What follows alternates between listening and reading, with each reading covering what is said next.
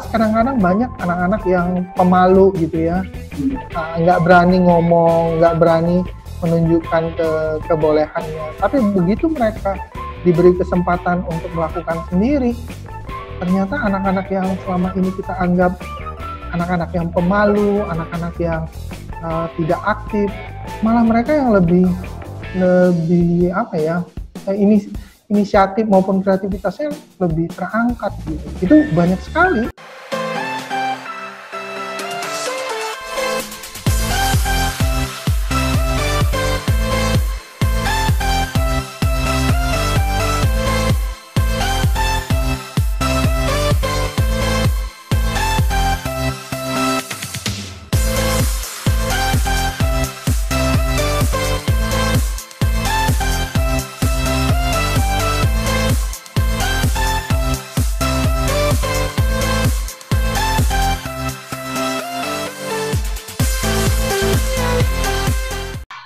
Halo Kabarjela.com, baik lagi bersama gue Kidung.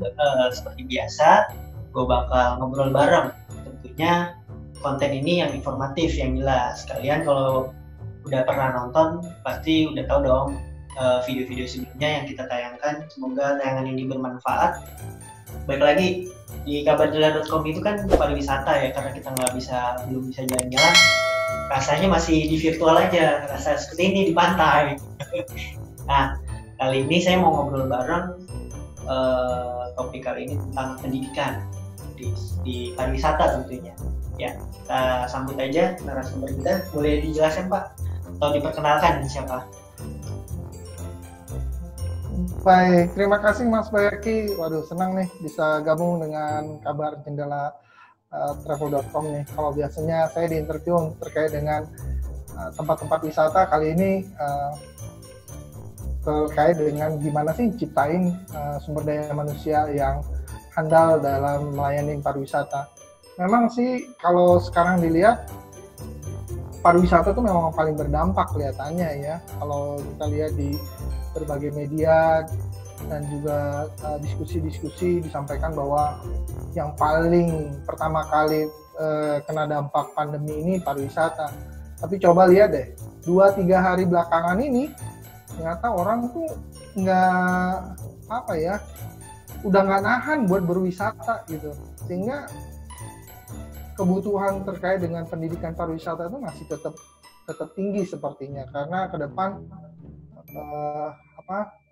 dunia usaha pariwisata akan cepat bangkit deh. Apalagi sekarang hotel-hotel ya, kalau lihat di media massa kan akhir minggu lalu hotel-hotel di Bogor dan di Puncak itu udah okupansinya udah di atas 60% semua, dan itu cukup mengagetkan sekaligus juga menggembirakan bagi kita yang bekerja di dunia pariwisata, bahwa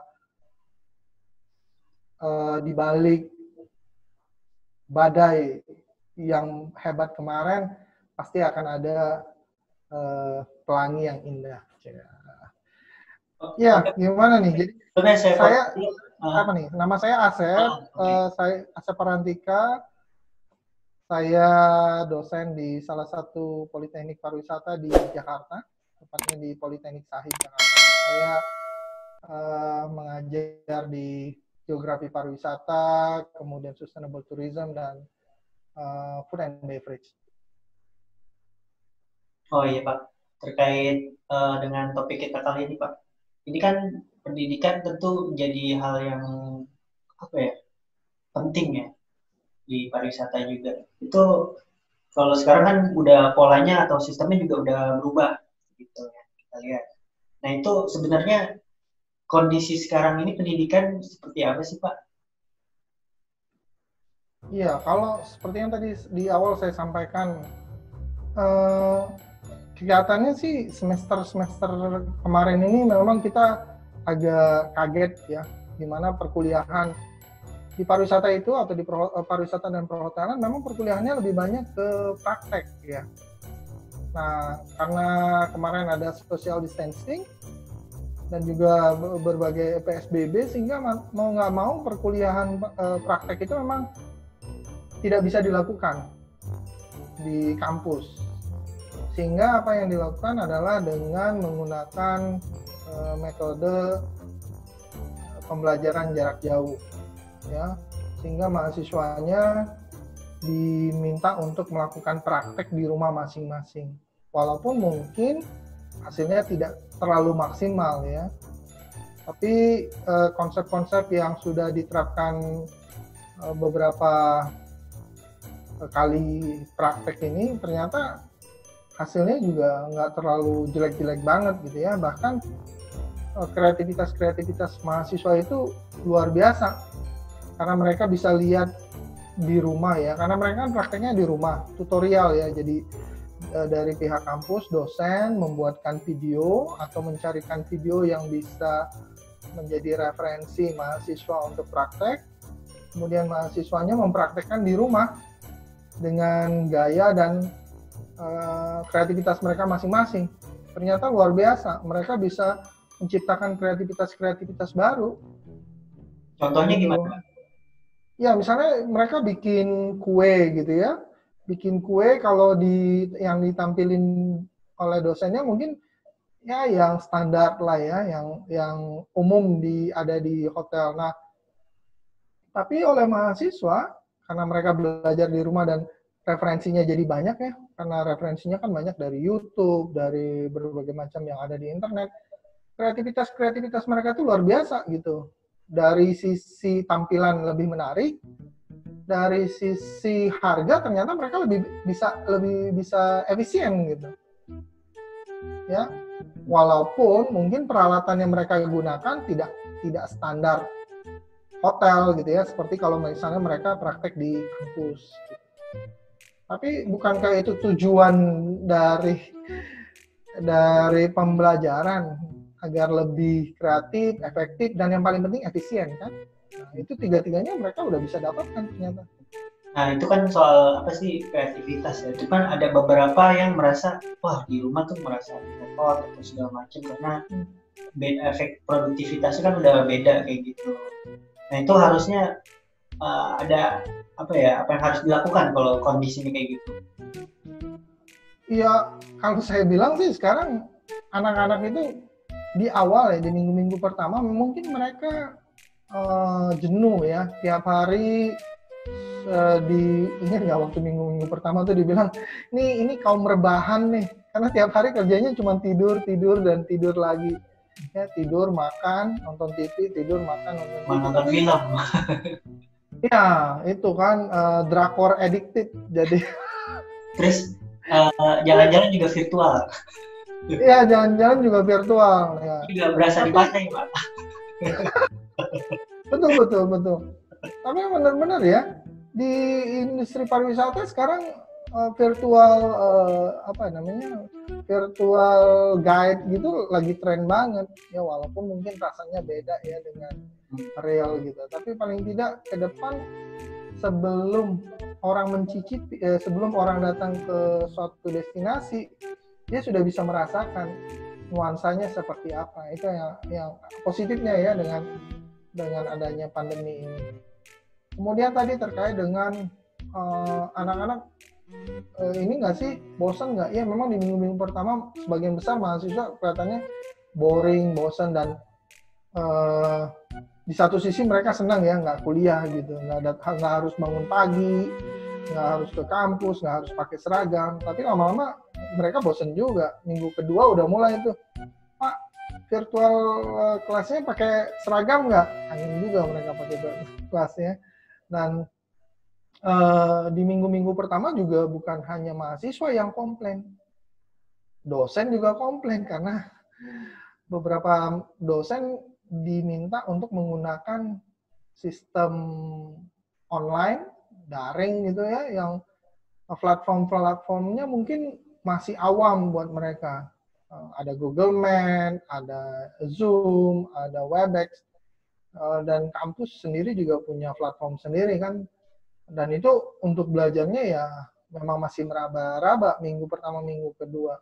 Jadi kalau waktu itu minggu pertama, minggu kedua kan ada mungkin sempat beredar di WhatsApp ya, yang ada meme mahasiswa komplain, jangan dong kita dikasih tugas terus gitu. Tapi karena bukannya berjalan jadi stres dia Iya, iya, karena semua dosen ngasih tugas gitu ya.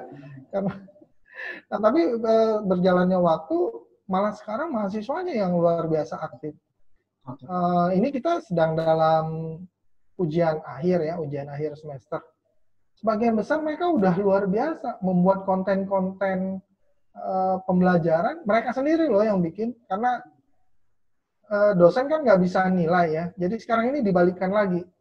Dosen memberi tugas, memberi ujian, kemudian mereka lakukan, praktekkan sendiri misalnya, khusus untuk yang praktek. Kemudian di satu sisi mereka pengen narsis, pengen nunjukin bahwa ini loh hasil praktek gue. Jadi sekarang mereka tuh udah konten, apa ya, YouTuber amatiran semua udah luar biasa. Karena mereka butuh, kalau misalnya tugasnya di-upload, terus banyak audiensnya atau viewersnya, mereka dapat nilai bagus. Jadi mereka jadi double harganya luar biasa, betul. Oh gitu. Jadi bukan sekadar narsis aja, tapi mereka bangga bahwa gue bagus, viewersnya banyak, dapat nilai bagus juga. Jadi dari sisi apa, pemanfaatan digital juga lebih edukatif segala macam, terus juga ada nilai. Narsismenya nggak apa-apa. Narsismenya memang kita pupuk biar dia bisa pede gitu ya. Okay. Karena kan biasanya gini loh, kalau di kelas kadang-kadang banyak anak-anak yang pemalu gitu ya, nggak berani ngomong, nggak berani menunjukkan kebolehannya. Tapi begitu mereka diberi kesempatan untuk melakukan sendiri, ternyata anak-anak yang selama ini kita anggap anak-anak yang pemalu, anak-anak yang tidak aktif, malah mereka yang lebih apa ya, inisiatif maupun kreativitasnya lebih terangkat gitu. Itu banyak sekali. Oh, baru yang ibaratnya dulu ini bakatnya baru kelihatan tuh pas kayak gini. Baru kelihatan, betul. Iya, kalau di kelas dulu waktu tatap muka atau praktek kayaknya anaknya pemalu, kayaknya males gitu. Tapi begitu dikasih kesempatan untuk berkreativitas sendiri, luar biasa.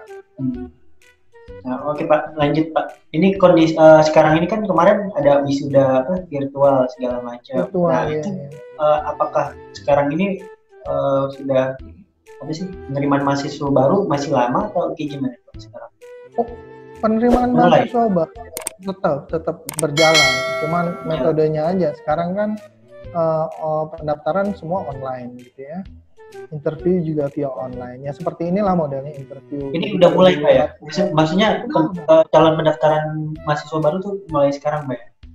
Udah mulai. Kita udah mulai dari 2 bulan yang lalu sebelum COVID pun sudah mulai. Jadi hanya di switch on aja. Walaupun sebelum COVID berjalan sudah ada ya penerimaan mahasiswa baru yang reguler, artinya yang datang langsung, atau juga yang online, terutama untuk mengakomodir teman-teman yang dari daerah.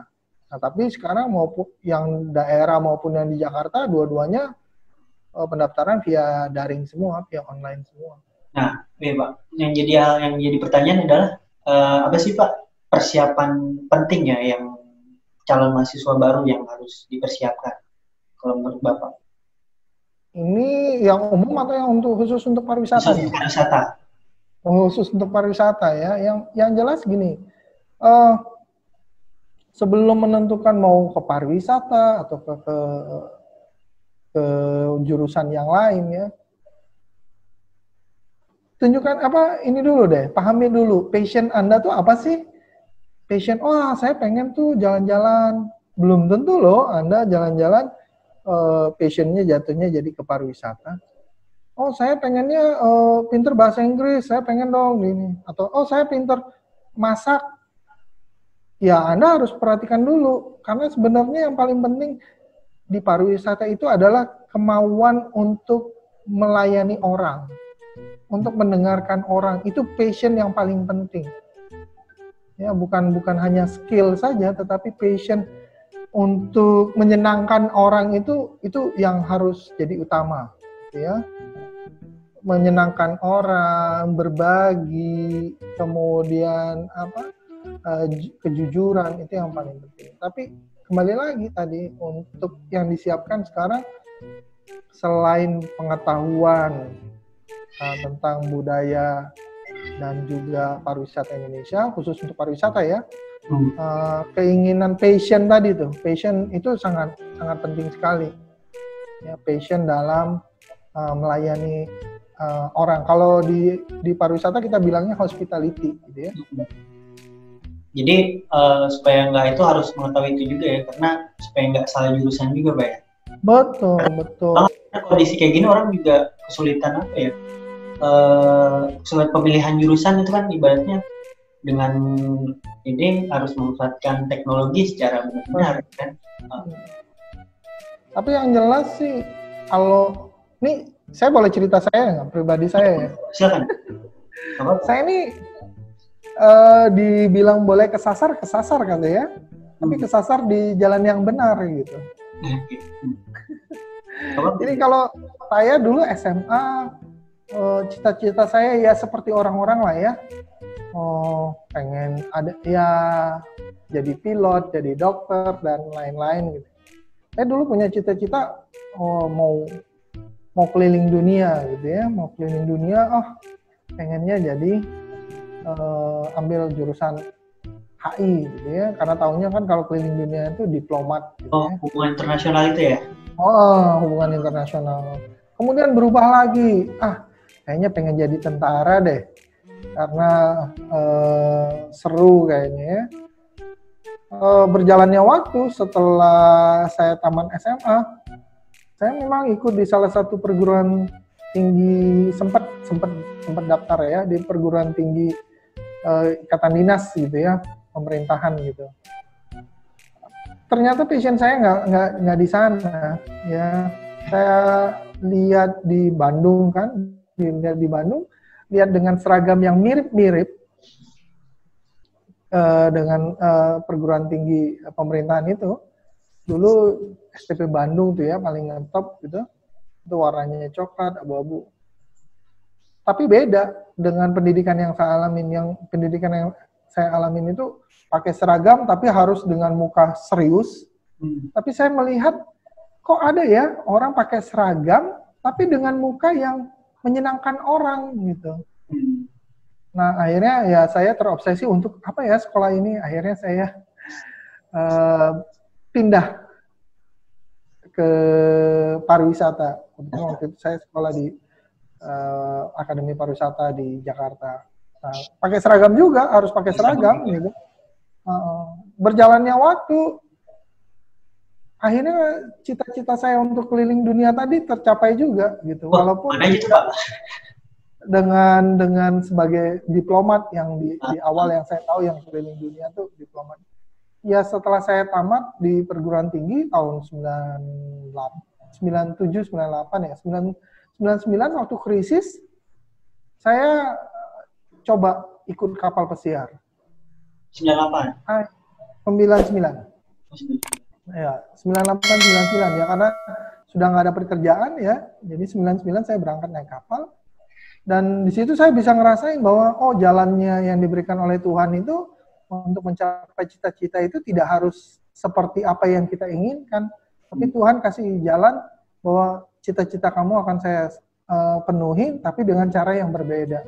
Akhirnya cita-cita saya dulu, pertama kali cita-cita saya adalah pengen ke negeri dulu. Ingat nggak film The A-Team? Kalau orang-orang tua tahu ya, The A-Team gitu ya.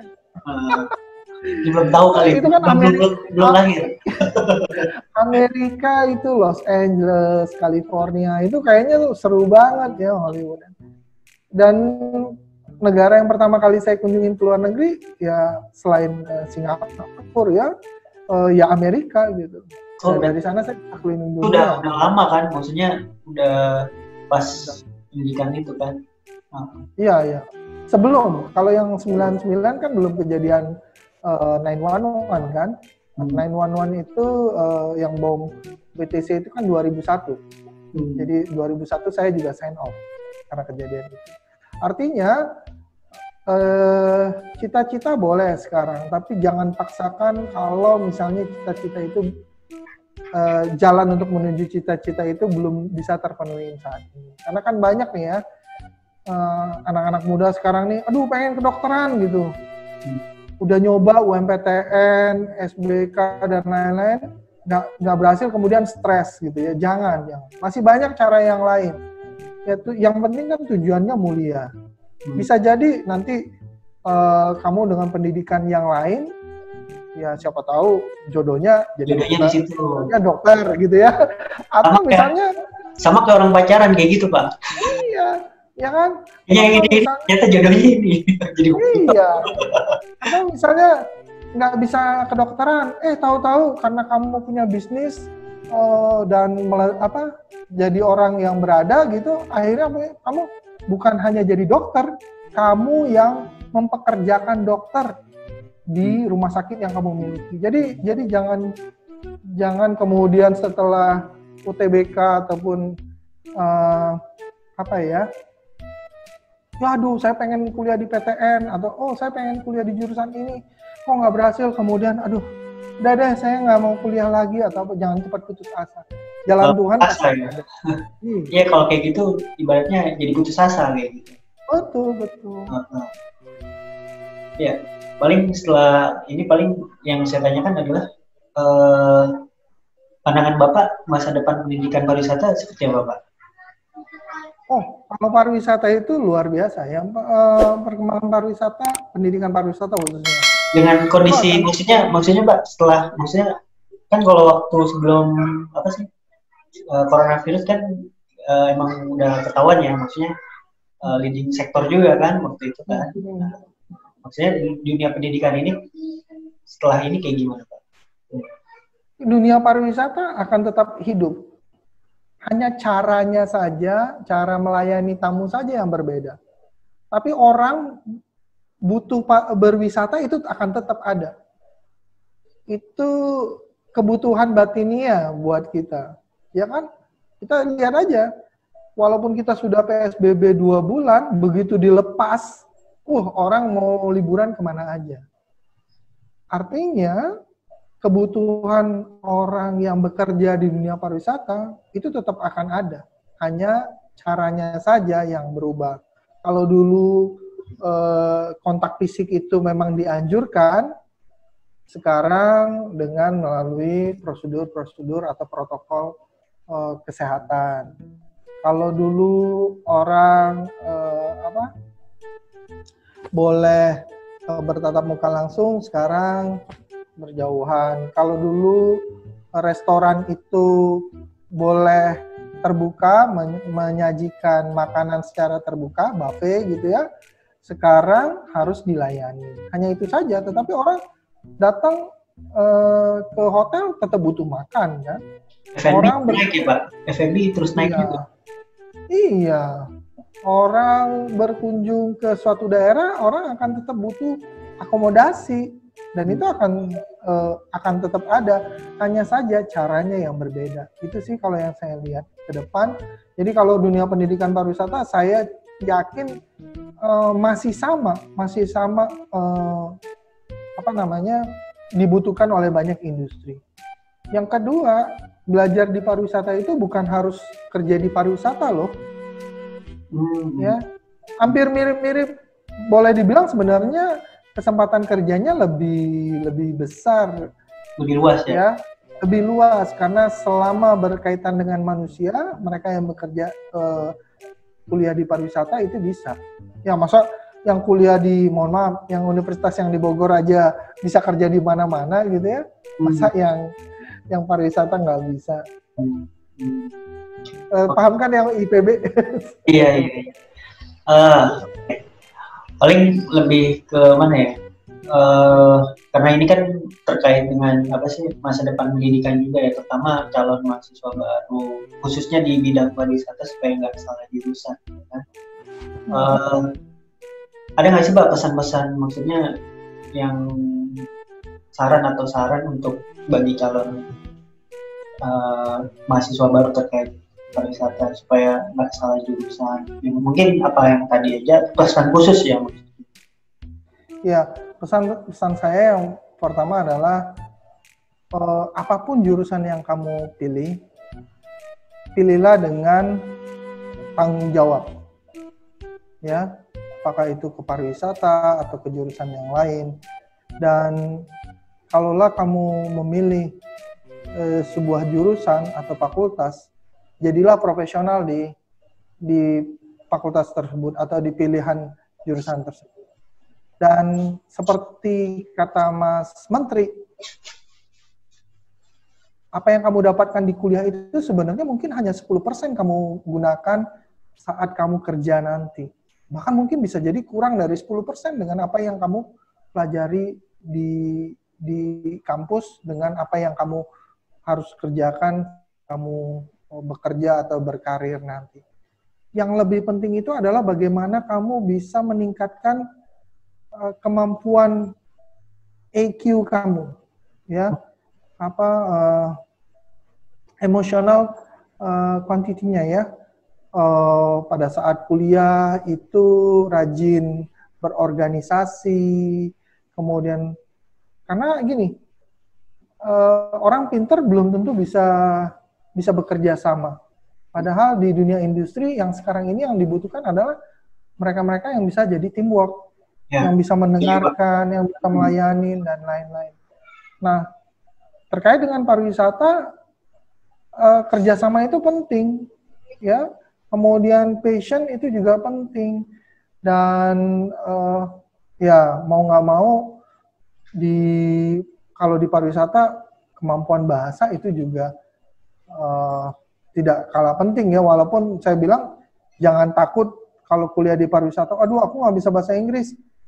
Ada kok bahasa yang bisa dimengerti oleh seluruh orang di dunia ini, yaitu bahasa isyarat. Dan banyak orang yang nggak bisa bahasa Inggris, tetapi bisa mengerti dan bahkan bisa mencapai puncak yang tertinggi. Jadi itu penting sih untuk dipelajarin, tetapi bukan hal yang mutlak. Saya kalau ke pariwisata saya nggak bisa bahasa Inggris, nanti saya nggak bisa berkarir dengan baik. Itu learning by doing, gitu, dan itu akan bisa dengan sendirinya tanpa harus terpaku dengan grammarku nggak bisa, karena nggak ada orang yang berbicara tuh dengan grammar, even itu orang Inggris sendiri gitu ya. Ya kadang-kadang saya bilang sama mahasiswa, jangan takut deh dengan grammar. Saya nggak ngerti tenses Pak, ngomong aja, orangnya pasti ngerti, karena orang Indonesia sendiri juga kan nggak ada yang berbicara dengan EYD, ya kan? Itu sih. Jadi kembali lagi passion. Kedua, kalau sudah menentukan pilihan, jadilah profesional di pilihan itu dan bertanggung jawab saat Anda sudah menentukan. Orang tua Anda tugasnya mensupport, mereka mendukung apapun keputusan Anda. Sekali Anda putuskan, orang tua pasti akan mendukung dan tadi bertanggung jawab atas apa yang sudah Anda pilih. Orang tua itu nggak minta apa-apa kok, yang penting kamunya berhasil, mereka sudah akan sangat senang sekali. Oke Pak, paling gitu aja Pak. Semoga apa yang Bapak sampaikan juga di konten ini juga bermanfaat, terus juga jadi pencerahan juga bagi calon mahasiswa juga supaya tidak salah jurusan. Mungkin itu pesan-pesan dari Pak Asep. Jadi kesimpulannya adalah jika mau punya cita-cita apapun, everything ya kan, itu berdasarkan pilihan, keputusan dan tanggung jawab juga atas pilihan yang dipilih, kayak gitu kan Pak ya. Jadi jurusannya apa atau kayak gimana, ya udah tergantung passionnya di mana kayak gitu. Semoga konten ini bermanfaat. Jangan lupa ikutin terus kabarjelas.com dan boleh perkenalkan Pak YouTube Bapak apa Pak? Iya, boleh juga mampir ke Parantika Channel, lebih banyak ke konten edukasi terkait juga dengan pembelajaran di sana. Tapi kami juga sering komunikasi atau ngobrol-ngobrol dengan mahasiswa asing yang berbahasa Indonesia. Nah, juga mungkin teman-teman dari Kabar Jendela Travel bisa juga mampir ke sana, bisa lihat bahwa ternyata banyak loh orang asing yang mau belajar bahasa Indonesia, bukan hanya orang Indonesia yang mau belajar bahasa asing. Itu saja, sukses juga buat Kabar Jendela Travel. Mudah-mudahan kita bisa ngobrol-ngobrol di perjalanan-perjalanan wisata berikutnya. Siap. Oke, terima kasih banyak Pak atas informasinya. Semoga sekali lagi bermanfaat juga. Ikutin terus konten kami dalam ngobrol bareng di channel-channel selanjutnya. Oke, check it out. Thank you. Tunggu Pak, saya stop dulu.